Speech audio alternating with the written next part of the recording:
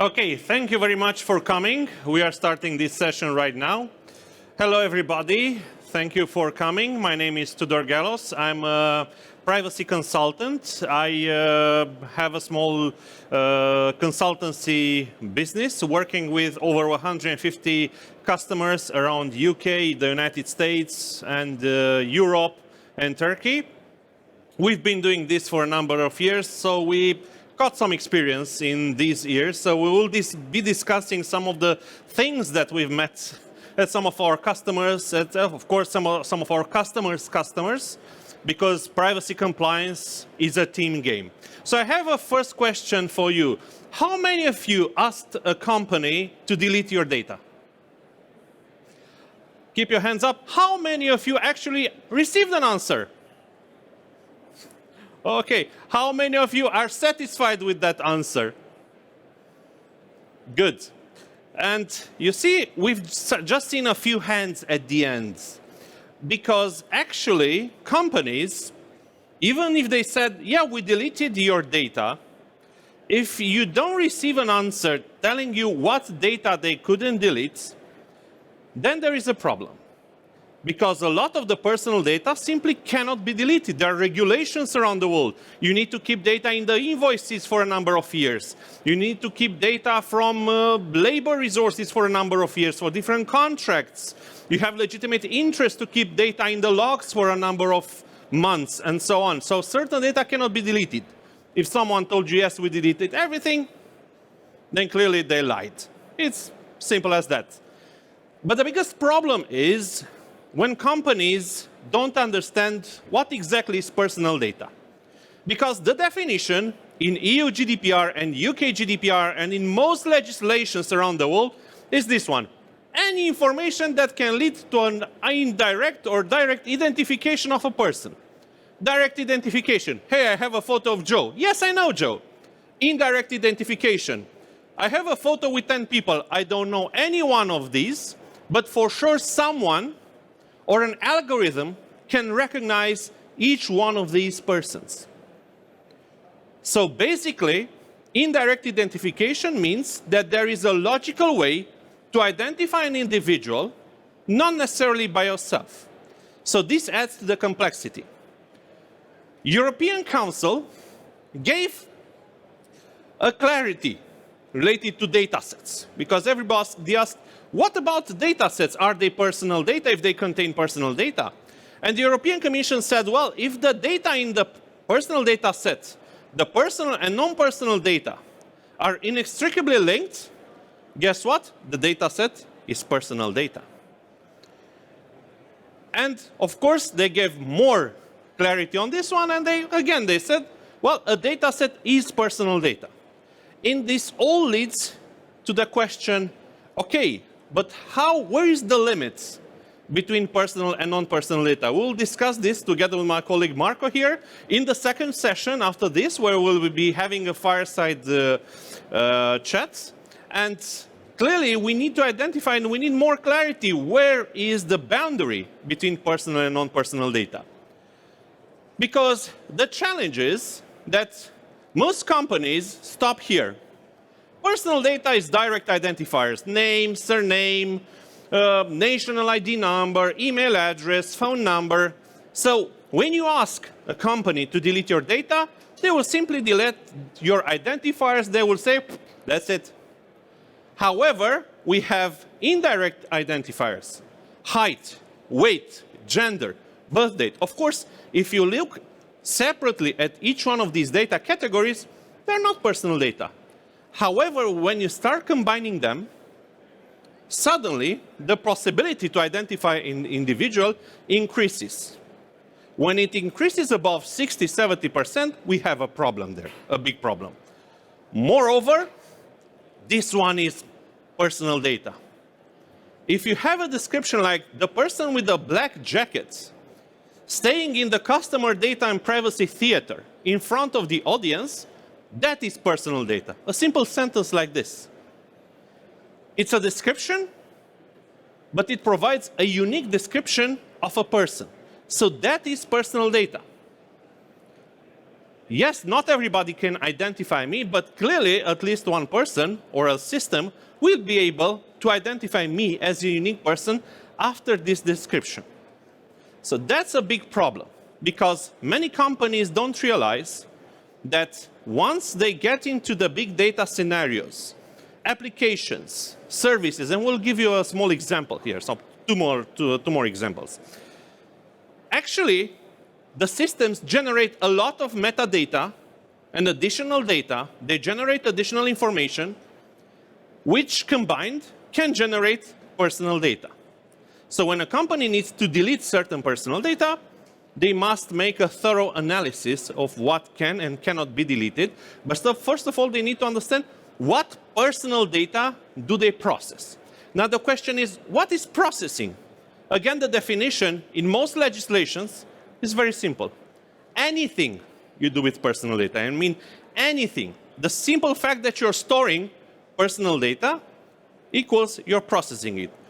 The simple fact you have an Excel from 20 years ago, it means you're processing personal data. Even if you have storage, we've seen lately, we had quite a tough discussion with a service provider for one of our customers, which said, but we are not storing personal data. That data only passes through our system for a few milliseconds. That's storage. And that's processing of personal data. So deletion of personal data is processing. Anonymization of personal data is processing. Pseudonymization of personal data is still processing. Combination, and so on. Everything is processing of personal data. So this is really important, because we've seen this in many declarations or public statements of companies. We did not process personal data. We merely moved it away or destroyed it. We backed up. Backup is a processing of personal data. So these operations are processing. So this leads to today's challenge. Because in a big data classical architecture, and I took a simple example coming from IBM, you have the hardware, data consumers, data sources, content, data type, data frequency, processing methodology, analysis type, and so on.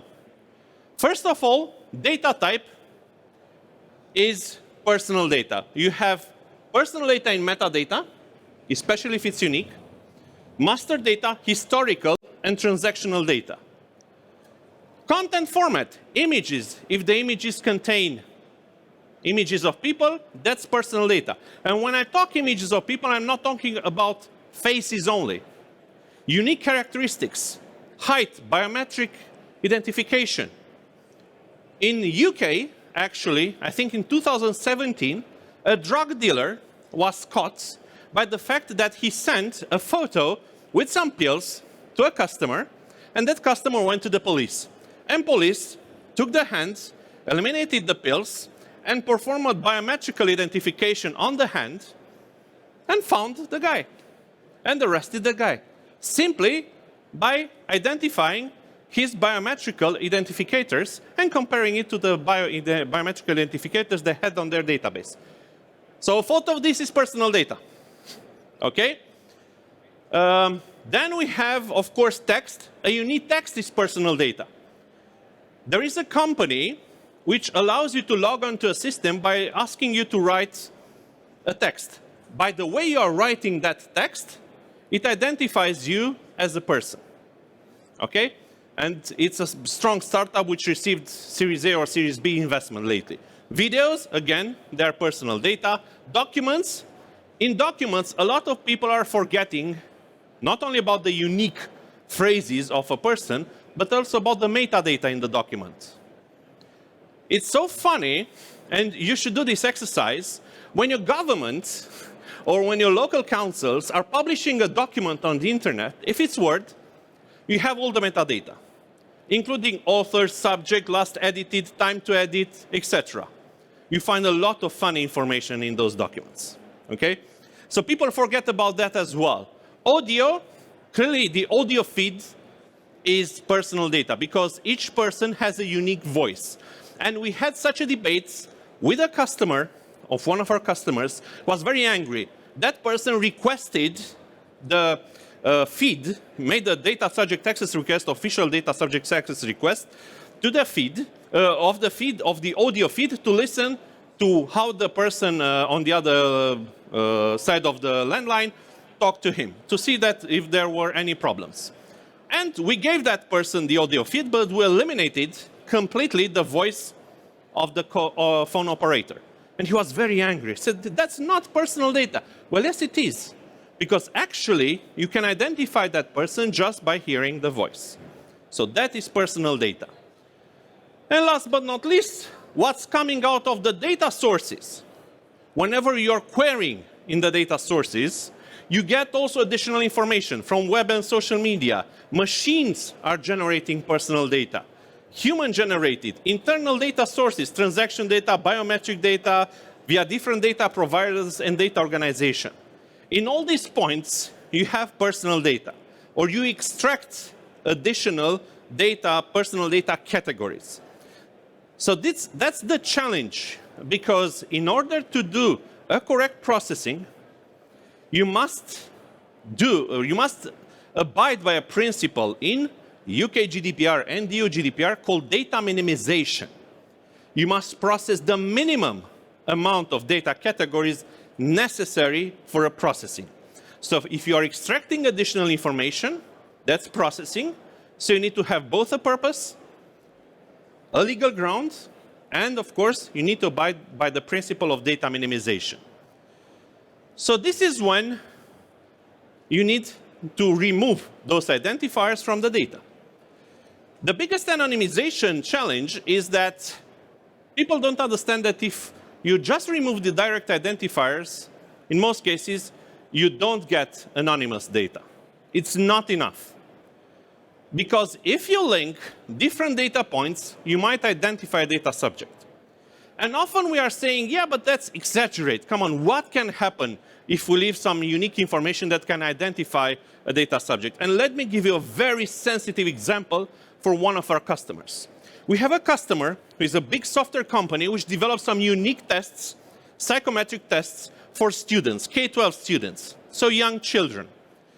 And they had a deal with the Ministry of Education, and they tested a pool of around 200,000 kids from around the country. And they gave individual reports to the parents of the children, school reports, anonymized school reports, and anonymized ministry reports, to better understand where are the challenges, to actually understand what needs to be changed in the way teachers are giving information to children, or about the things they are trying to teach children, what to actually change. It's not about which children cannot perform, it's about where is the issue. Well, we had the results, right? Per school, this is a school report. Age group, 8 to 10, male results, female results. They wanted to see how boys perform versus girls, okay? They wanted to see if there are any differences and why are these differences and so on. So this looks like anonymous, right? Well, there is a problem. In many rural schools, we have this situation where in this age group of 10 to 12, this was a specific school, you have one girl. So suddenly, you know what were the results of one girl. Even if you have two persons, if one person knows her grade or her percentage, automatically can deduct, because this is a median result, the grade of the other person. And that's a big issue. When we performed this analysis, just before they sent these results, we started eliminating the data categories where it was clear that we might expose certain children to the public interest of people who wanted to know specific grades for each children. In the past, in the education systems in most of the countries, people knew what grades other children had, right? And that's a problem because many children enter into depression. Some of them then committed suicide because they were afraid that about public shaming. This is why this data needs to be anonymized, because it's considered to be sensitive. It's not special categories of personal data, it's sensitive categories of personal data. So we had to anonymize this. But we had to make this analysis. And this analysis, this is a simple algorithm. This is when we realized, okay, statistically, there's a high probability to identify certain persons in certain scenarios. So we needed to analyze the data. The problem is when you have actually big sets of data. And this is a study, I'll explain it, don't get scared, coming from Imperial College of London, which said if you have 15 attributes of a person, it's enough to identify 99.8. You can identify any person in the United States with 99.8% accuracy. 15 attributes. Date of birth, gender, zip code, race, citizenship, school, riders, point of, I don't know what is this one. Anyway, you have 15 indicators, you identify this person. What is really scary is the following thing. Look at the distribution on the number of attributes. If you have one attribute, almost impossible to identify that person. 6 attributes, it's around 50% possibility to identify a person. With just 6 attributes. And the probability increases up to 99.8%. So that's the problem. You need to know exactly what are you removing, what personal data categories. And of course, the question is how, because this is where the devil lies. This is where the barrier between personal and non-personal data actually is. Look, for example, also distribution in terms of data categories related to date of birth, to gender, to zip code, and so on. Actually, for the simple fact that you had 2 vehicles, a person had 2 vehicles, the number of people restricted suddenly, and the probability to identify that person increased significantly. Okay? So this is where you need to pay attention when you think about anonymization of personal data. Nowadays, a lot of scholars are debating on the fact that personal data anonymization is not possible anymore. It's a general opinion that it's not possible anymore, and you need to take other ways to protect personal data.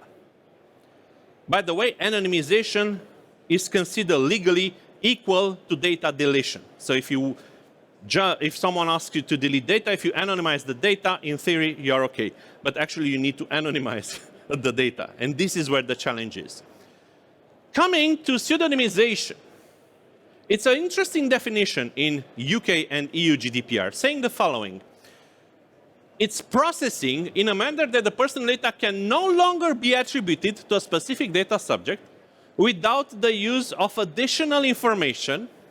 And usually people stop here, but the definition continues, provided that such additional information is kept separately. This is what led to thousands, if not tens of thousands, of data breaches. Because companies said, hey, we'll anonymize, we'll just simply remove some data categories and put some, I don't know, replace some indicators by other indicators or encrypt something, but we keep the key in the same place, we keep the list of identifiers in the same table, and so on. So basically, when hackers stole the data, they also stole the identifiers. So they linked the data. It's really important, this separation, which needs to be a logical separation. I'm not going to physical separation, but at least logical separation between actually the data and the pseudonymized data and the identifiers of the data. Let me give you an example here. Encryption. Encryption is actually pseudonymization of data. The data cannot be interpreted without the key. So the question is, what happens to the key? It's an interesting case now in Europe with the fall of the so-called adequacy decision between the United States and Europe. And basically, EU companies cannot send data to the United States anymore without actually additional levels of protection. And one of these levels of protection is called BYO key. Bring your own key. Simply, yes, you can store EU data in the United States, provided that first it's encrypted, secondly, the key is somewhere in EU, untouchable by the US authorities. I won't get into the political reasoning about the laws, the surveillance laws in different countries, and so on. The idea is that this is the only way you can actually protect the data, and this is pseudonymization, okay? But pseudonymization, you must understand, it's not failed anonymization. I heard a lot of times, I heard this comparison. Oh, we failed to anonymize the data. It's not a problem. We got the pseudonymized data. No, you got a failed anonymization. Pseudonymized data is completely different. You need to have this separation. Basically, break that data set. Break that data set. Don't let the data sets be linked directly between them, in order that if you have a situation where the data is exposed, there are no risks or little risks towards the freedoms and rights of the individual. Okay? This is one way to do things. I won't get too much in this beautiful graph. You have different use cases. Don't pull up all the data for a single use case. Choose which data you're pulling from your data lake. Make logical separations. Analyze the data. Get the right results. Analyze the results. Use the so-called PETs. We'll see in the next slide. Privacy-enhancing technologies. But don't pull all the data. In many times, data breaches occurred because hackers realized that in specific scenarios, algorithms were pulling all the data, then remove the data which was considered unnecessary, analyze it, and then drop it. The simple fact that they pulled all the data gave them a way to also for them to pull all the data. Make sure that each use case gets the right data for the right processing. This is also a requirement under GDPR, the so-called Article 25. Private data protection by design and by default. You need to make sure you're processing the right data for the right task. Now, the simple solution here is to use PETs, which is not simple at all. These privacy-enhancing technologies are really hot, but they are new. So you might apply one of them, but you might make a mistake. Homomorphic encryption is actually a way to perform certain processing on specific data sets without decrypting the data set. You are doing the processing right in the encrypted data. Secure multi-computation, SMPC, it's actually data minimization by allowing different parties to jointly perform specific processing, and then you're uniting, let's say, the results. You're breaking down the processing into several resources, and then you are reuniting the results. The other one is the important fact is that the data source is not shared by every application or every service or every server, but only specific pieces of data, and at the end, the result is reunited.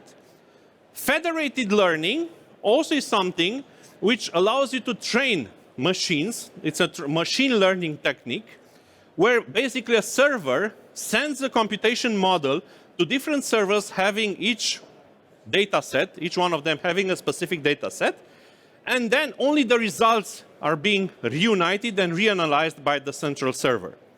There are some risks here, and we have seen some reverse attacks where hackers managed to find some computational methods to actually identify certain categories of data. For example, if you had a data set of people with glasses, okay, if that data set was only in one location, they would be able to identify that location. So that's dangerous.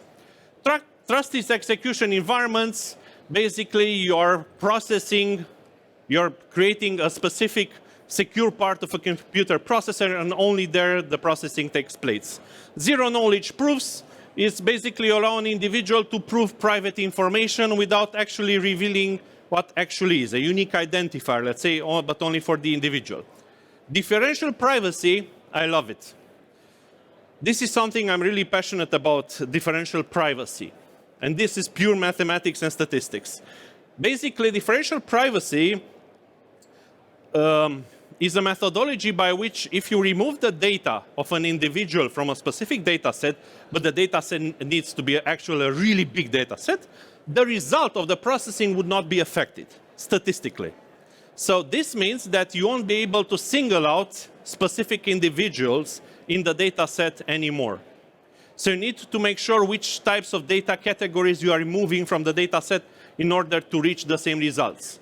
However, this is quite tough to do it because you may need to make a lot of analysis on the data sets, understand the data set, understand the processing, and only then you can actually choose what exactly to remove from the data set.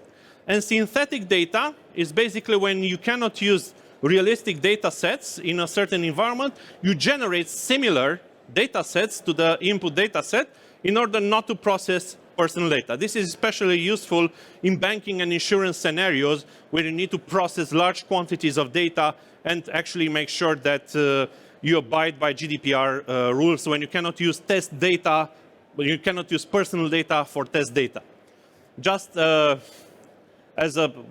not using personal data as test data, we had a situation at a customer in e-commerce website, and they had the production website, of course, and they had this new staging website. So a friend of mine actually put an order on the staging website to see if everything is working, and he was called by the delivery man the second day. Hey, I arrived with your package. Because they actually forgot to disconnect the staging website from the production backend. Go do's. Map all your personal data processings. This is really important. This is the design phase. This is when you understand how your algorithms are working, how your processing takes place. This is when you understand what happens to your personal data. I've seen a lot of situations where people were sure on what is happening with their personal data till we get into this process of analyzing the data. Second of all, check how the data subject can be affected by the processing. No one thought, for example, at the school, when I gave you the school example on the fact that something bad can happen to the kids after they're taking these tests. 3, pseudonymization is not failed anonymization. Embrace privacy-enhancing technologies, but make sure you're analyzing the results, the so-called data protection impact assessment. Check how the data subjects can exercise their rights. When you're generating lots of data categories, you need to be able to share them with the data subject if they are performing a data subject access request. If you have sensitive information in the data sets, make sure you perform a data protection impact assessment and ask if you don't know. Seek advice. And about seeking advice, feel free to contact me on my website. Connect with me on LinkedIn, with my colleagues. We can help, we can provide advice. Many times we are just answering to questions directly. I mean, it's not, we are only paid consultants by the hour and so on. No, we are trying to actually create best practices in this area because it is forming right now. If we don't contribute, all of us, to this effort, it will be a major flop. So please make sure you're compliant, connect with me, and connect, in fact, with everybody here at this event. Thank you very much for attending. Now we have a break, and then we have the next session. Thank you very much.